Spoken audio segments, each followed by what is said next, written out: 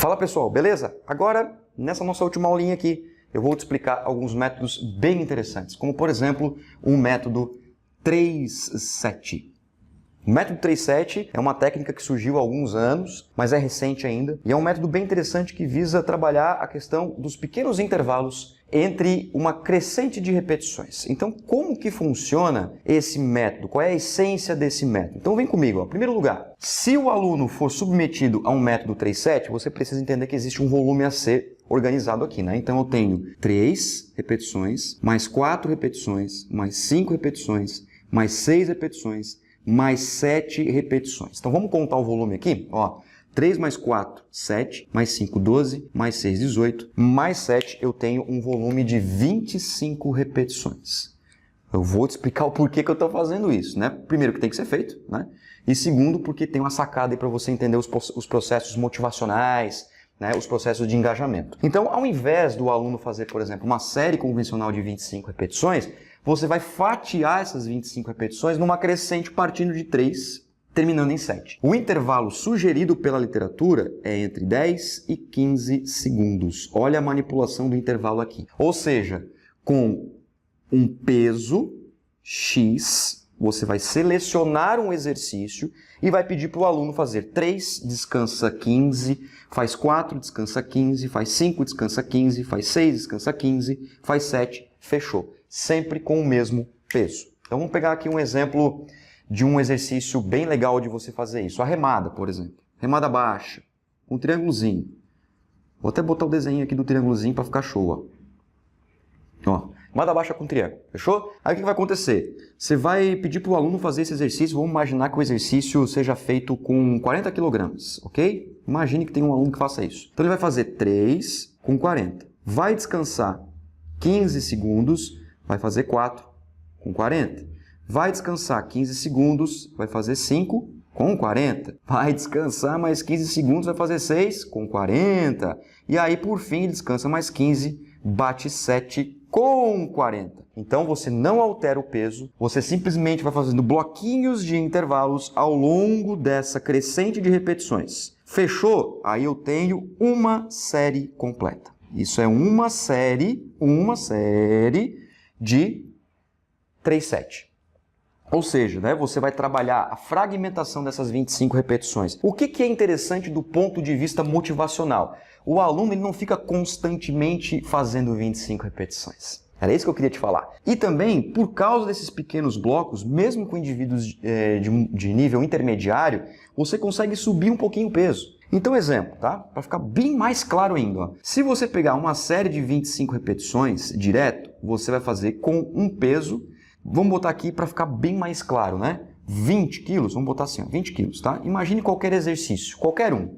25 repetições com 20 quilos. Concorda comigo que se você fizer um 3-7, uma série de método 3-7, o que vai acontecer? Por causa dessa fatia 3, 4, 5, 6, 7, 20 quilos vai ser um mais baixo, vai ser um peso inferior, né? Não vai ser tão estressante do ponto de vista de contração muscular. Então, eu posso aqui botar um 25, porque ele vai ter condições de fazer por causa desses pequenos intervalos. Lembre-se, controlador de variáveis. Você controlando as variáveis, você vai perceber que você pode fazer muitas manipulações interessantes do ponto de vista motivacional. O método 3-7, ele é bem interessante. Por quê? Porque o aluno ele também está sempre conectado com o treino e por causa dos pequenos intervalos, esses intervalos aqui não permitem ele se desfocar, né? Esses pequenos intervalos de 15 segundos faz com que o aluno sempre esteja conectado ao treinamento. Então o método 3-7 ele é muito interessante para você manter, né, o seu aluno engajado o tempo todo com o treinamento e isso vai fazer com que o seu aluno se torne mais motivado e isso vai, claro, né, fazer com que ele confie mais em você, né? Lembra disso. E o seguinte, tem um outro método bem interessante que eu gosto de fazer essa junção, que a gente chama de técnicas conjugadas, né? É com o método circuito. O método circuito de treinamento consiste em você executar 6 ou mais exercícios sem intervalo entre esses exercícios, ou o mínimo possível, em situação de passagem, né? Em esquema de passagem. Então, eu saio do primeiro exercício, vou para o segundo, para o terceiro, para o quarto, para o quinto, para o sexto, e completo uma quantidade de repetições para cada exercício. O método circuito, então, por exemplo, ao invés de você fazer um exercício com 15 repetições, saiu do primeiro exercício, foi para o segundo, fez mais 15, e assim sucessivamente, até lá, por exemplo, o sexto exercício para fazer 15 repetições,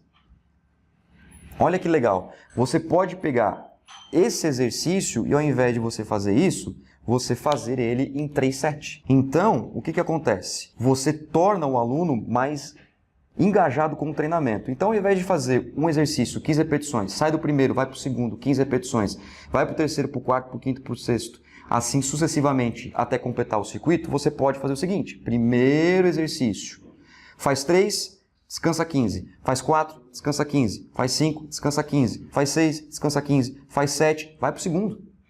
Faz a mesma coisa, vai para o terceiro, faz a mesma coisa, faz o quarto. E assim sucessivamente até você completar o circuito. Isso nós chamamos de técnicas conjugadas de treinamento.